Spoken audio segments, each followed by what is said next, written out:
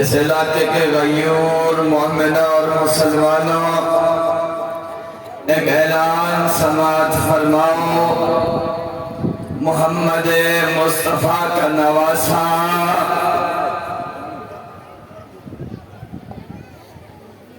تمہارے نبی کی بیٹی کا بیٹا 3 دن کی بھوک اور پیاس کے بعد اپنے علی اکبر کے کلیجے میں برچھی لگوا کر اپنے علی اصغر کو اپنے ہاتھوں پہ نہر کروا کر اپنے قاسم کی تقسیم شدہ لاش کو اٹھا کر قتل ہونے کے لیے جا رہا ہے۔ عزادارو، کربلا کے میدان میں ایک منظر ایسا بنا کہ ارباب مقاتل نے لکھا، بطول کا بیٹا زین ذوالجناح پہ کبھی دائیں جھکتا ہے کبھی بائیں جھکتا ہے۔ یا ایک شقی نے پتھر مارا، حسین نے پیشانی کے خون کو صاف کرنے کے لیے اپنے ہاتھ کو اٹھایا، حرملہ پہ غیرت نے سے شوپ تیر سے وار کیا، وہ تیر حسین کے جگر پہ لگا۔ میں یوں کہوں گا وہ تیر حسین کے جگر پہ نہیں لگا، وہ تیر محمد مصطفیٰ کے کلیجے میں لگا۔ حسین زین سے زمین پہ آئے، اب 13 ضربوں سے سرے سید والا کٹنے جا رہا تھا۔ یا 70 قدم پر بہن کھڑے ہو کر منتیں کر رہی تھی، ناوار میری ماں نے چکیاں پیس کر پالا ہے۔ عزادارو، سارے شہداء کی خبر حسین نے خیموں میں پہنچائی ہے۔ حسین کی خبر کون تھا جو پہنچاتا خیام کے اندر؟ ذوالجناح نے اپنی پیشانی کو ایک مرتبہ رنگین کیا اور چلا بیویوں کے خیموں کی طرف، اعلان کرتا ہوا جا رہا تھا، بیویوں تمہارا سہارا چھین لیا گیا، تمہارا سہارا چھین لیا گیا، تمہارا سردار مار دیا گیا۔ بیویوں نے حلقہ ماتم بنایا۔ ایک چھوٹی سی بیوی ہے جو ذوالجناح سے قدموں سے لپٹی ایک مرتبہ ایک سوال کرتی ہے، یا جوادہ ابھی حل سو کیا ابھی ہم کو دلا دشانہ، میرے بابا کا رہوار مجھے بتا، میرا بابا جب گیا تھا نا 3 دن کی بھوک اور پیاس کے عالم میں گیا تھا، کسی نے پانی پلایا یا پیاس میں قتل کر دیا گیا؟ عزادارو، سید الشہداء کے سر کو ایک مرتبہ کاٹا گیا، سر نو کے نیزہ پہ سوار کیا گیا۔ یا سید سجاد کے پاس پھپھی تشریف لائی اور کربلا کی سرزمین پر زلزلہ آنے لگا۔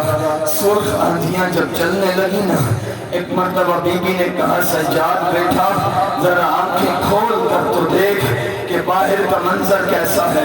جب خیمے کا پردہ ہٹایا گیا، سید الشہداء کا سر نو کے نیزہ پہ سوار نظر آیا۔ عزادارو، اب سنو گے اگلا کام کربلا کے میدان میں کیا ہوا۔ بڑی بے دردی کے ساتھ محمد کے بیٹے کی لاش کو لوٹنا شروع کیا گیا۔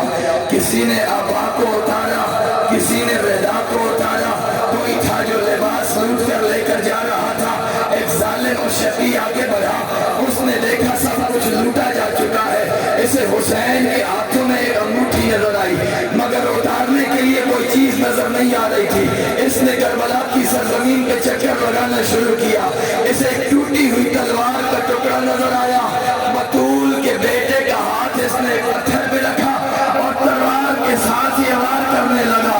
جب تک حسین کی انگلی کو اس نے قلم کیا، انگوٹھی کو جب یہ اتار چکا نا، اب کربلا کے میدان میں اگلا اعلان ہوا، الا من ينتدب للحسین، کون ہے جو محمد کے نواسے کے جسم کو پامال کرے گا؟ جیسے ہی یہ اعلان ہوا نا، عزادارو، گھوڑے سواروں نے نال بندی کرنا شروع کی۔ یہ چند لوگ سامنے آ گئے جو ہور کے رشتہ دار تھے، کہنے لگے ہور کے لاشے کو ہم پامال نہیں ہونے دیں گے۔ اس نے کہا، ہور نے مخالفت کی تھی، کہنے لگے ساری زندگی اطاعت بھی تو کی تھی۔ یہ کہنے لگا خدشہ بڑھ رہا ہے، اختلاف ہو جائے گا۔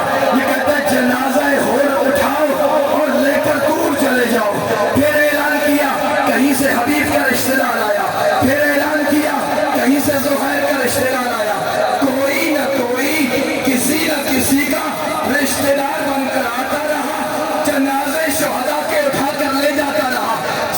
یہ درد والا جملہ ہمیں رلاتی کون سی بات ہے؟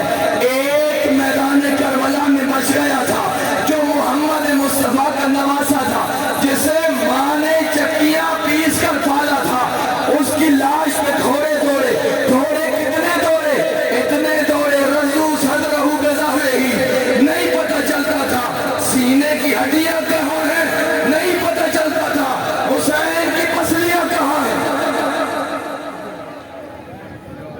اجل کمال اللہ آزادہ میں ایک مرتبہ پھر اعلان کیا، اب لٹو تبرکات علی بطول کو، قیدی بنا کے لے چلو آل رسول کو۔ جیسے ہی یہ اعلان ہوا نا، یہ ایک مرتبہ ان ظالموں نے محمد کے باغ کو لوٹنا شروع کیا۔ دعا مانگا کرو جس گھر میں کوئی مرد نہ ہونا اس گھر میں کبھی کوئی ڈاکو نہ آئے، جس گھر میں کوئی آگ بجھانے والا نہ ہونا اس گھر کو کبھی آگ نہ لگے۔ آزادانوں بیویاں کہتی ہیں انہوں نے ہمارے پاؤں سے خلخال اتارنا شروع کیے، ہمارے زیور چھیننا شروع کیے۔ بی بی فرماتی ہے انہوں نے ہمیں اتنی مہلت بھی نہیں دی کہ ہم اپنے ہاتھوں سے انہیں اپنے زیور اتار کر دے دیں۔ آزادانوں حسین کی سکینہ کے ساتھ کیا کیا انہوں نے؟ اس یتیمہ کے در ایسے اتارے گئے، میں کہتا ہوں در اتارے نہیں گئے، در کھینچنے والے نے در ایسے کھینچے کہ پھر سکینہ کا خون جاری ہوا، سکینہ کے رخساروں پہ تماچے مارے گئے، سیاہ داغ بن گئے، سکینہ کے رخساروں پہ تماچے مارے گئے، سیاہ داغ بن گئے۔ آزادانہ ایک مرتبہ ایک شقی کہتا ہے میں خیمے کے اندر داخل ہوا اور میں نے دیکھا ثانیہ زہرا ہے، علی کی یہ بڑی بیٹی ہے، میں اس کی چادر نیزے کے ساتھ اتار لوں گا۔ اس نے نیزہ چادر میں ڈالا، یا وہاں سے حسین کی بہن نے، عباس کی بہن نے چادر کا ایک سرا پکڑ لیا۔ یہ کہتا ہے میں مرد تھا، وہ مستور تھی، میں جوان تھا، وہ ضعیف تھی، میں پانی پی کر آیا تھا، وہ پیاسی تھی، لیکن وہ مجھے چادر کھینچنے نہیں دے رہی تھی۔ آزادہ یہ شقی کہتے ہیں میں نے دیکھا مجھے ایک طرف پتھر پڑا ہوا نظر آیا، اس بے غیرت نے اجر رسالت کچھ اس طرح سے اندازہ کیا، وہ پتھر زمین کربلا سے اٹھایا ثانیہ زہرا کے سر اور یہ چادر چھیننے میں کامیاب ہو گیا۔ اب اس کے بعد اگلا اعلان ہوا احرق الحیام، محمد کی بیٹیوں کے خیموں کو آگ لگا دو۔ جب آگ لگنے کا نام آیا نا آزادانوں، ایک مرتبہ ہر طرف سے آگ لگائی گئی۔ بیبیاں کبھی کسی خیمے میں جاتی ہیں، کبھی کسی خیمے میں جاتی ہیں۔ سید سجاد کی خدمت میں آ کر بی بی کہنے لگی سجاد بیٹا مجھے بتا زینب خیموں میں جل کے مر جائے یا خیموں سے باہر نکل جائے؟ آزادانوں بی بی کہہ رہی تھی سجاد بیٹا اپنی امامت کی ابتدا بھی دیکھ، زینب کبریٰ کی غربت کی انتہا بھی دیکھ۔ آزادانوں مولا سجاد نے فرمایا علیکن بالفرار، بیبیاں تم خیموں سے نکلو۔ ایک شخصیت کا جملہ کہنے لگے صحرا کا ماحول یہ ہوتا ہے، کوئی جگہ کہیں سے اونچی ہوتی ہے، کوئی جگہ کہیں سے نیچے ہوتی ہے۔ علی کی بیٹی وہ تھی جو اپنے گھر میں بھی کبھی نہیں چلی تھی، آج جب جنگلوں میں اپنے خیموں سے نکلنے لگی نا، نہیں پتا علی کی بیٹی کتنی مرتبہ گری ہوگی پھر گر کر سنبھلی ہوگی۔ آزادانوں ایک مرتبہ بیبیاں جب نکلنے لگی، قرآن کی آیات غلاف کے بغیر پہلی مرتبہ آسمان ان کی تلاوت کر رہا تھا۔ یا ایک حمید ابن مسلم راوی کہنے لگا میں دیکھ رہا تھا بیبیوں کی حالت یہ تھی ایک دوسرے کے پیچھے چھپ کر اپنا پردہ بنا رہی تھی، اور ایک بی بی تھی جو جلتے ہوئے خیمے سے قریب جاتی ہے پھر واپس ہٹ آتی ہے۔ میں نے بڑا سوال کیا، میں نے کہا بی بی اس وقت تیری جان سے زیادہ قیمتی چیز تو کوئی نہیں ہے، بی بی تو اپنی جان بچا، اس جلتے ہوئے خیمے میں کیوں جاتی ہے؟ اگر تیرا کوئی قیمتی سامان رہ بھی گیا ہے تو اس کی کوئی قیمت نہیں ہے، بی بی اپنی جان بچا، یہاں سے دور چلی جا۔ عزادارو یہ کہتا ہے بی بی نے مجھے جواب نہیں دیا۔ ایک ایسا منظر بنا، یہ کہتا ہے میں دیکھ رہا تھا، ایک مرتبہ وہ ضعیفہ جلتے ہوئے خیمے میں گئی، جب واپس آ رہی تھی نا، اس نے اپنی پشت پہ ایک بیمار سوار کیا ہوا تھا۔ آئے قسمت علی و بطول کی اولاد کی، سارا دن محمد کا بیٹا پیاس کے عالم میں شہداء کے لاشیں اٹھا رہا تھا، شام ہوتے ہی علی کی بیٹی اپنے یتیم بچا رہی تھی۔ عزادارو جب اکٹھا کیا بی بی نے بچوں کو، ایک مرتبہ اپنی بہنوں سے فرمایا ان بچوں کو شمار کرو، اس لیے کہ مجھے حسین نے یہ وصیت کی تھی میرے یتیموں کا خیال رکھنا۔ عزادارو جب اکٹھا کر رہی تھی نا، 4 یا 5 بچے ایسے ملے صحرائے کربلا میں کہ جن کے سینوں کو گھوڑوں کی ٹاپوں نے روند کر رکھ دیا تھا۔ محمد مصطفیٰ کا باغ اس انداز میں اجڑتا رہا جس طرح سے تسبیح کو توڑا جائے تو دانے ٹوٹ کر بکھرتے ہیں۔ عزادارو بی بی نے بچوں کو اکٹھا کیا، یا ایک مرتبہ حسین کے سینے کا تعویذ ہے جو نظر نہیں آ رہا۔ ادھر بی بی کے ساتھ کیا منظر تھا؟ بی بی کہتی ہے جب آگ لگی ہوئی تھی نا میرے دامن کو، میرے رخساروں سے خون جاری تھا، میرے رخساروں پہ تماچے مارے گئے تھے۔ بی بی کہتی ہے میں ایک مرتبہ خیموں سے نکل کر دوڑ رہی تھی، یا ایک شخص میرے سامنے آیا، میں نے اس سے پوچھا تو ہمارا ہے یا ہمارا دشمن ہے، ہمارے ساتھ ہے یا ہمارا مخالف ہے؟ کہنے لگا بی بی نہ تمہارے ساتھ ہوں نہ تمہارا دشمن ہوں۔ بی بی کہتی ہے مجھے بتا میرے بابا کا لاشا کہاں ہے؟ عزادارو جیسے ہی سکینہ روتے ہوئے دوڑ رہی تھی نا، ایک مرتبہ کٹی ہوئی رگوں سے آواز آنے لگی، بنیا سکینہ الیہ الیہ، سکینہ آ میرے قریب آ جا۔ جب بیبیاں تلاش کر رہی تھی نا سکینہ کہاں ہو، ایک مرتبہ ان لاش کے اوپر پتھروں کے ڈھیر سے آواز آئی پھوپھی اماں میں یہاں ہوں۔ جیسے ہی آئی نا پھوپھی قریب، کہنے لگی سکینہ بیٹا لاش کی پہچان تو اس کے سر سے ہوتی ہے، تیرے بابا کا سر تو نہیں ہے۔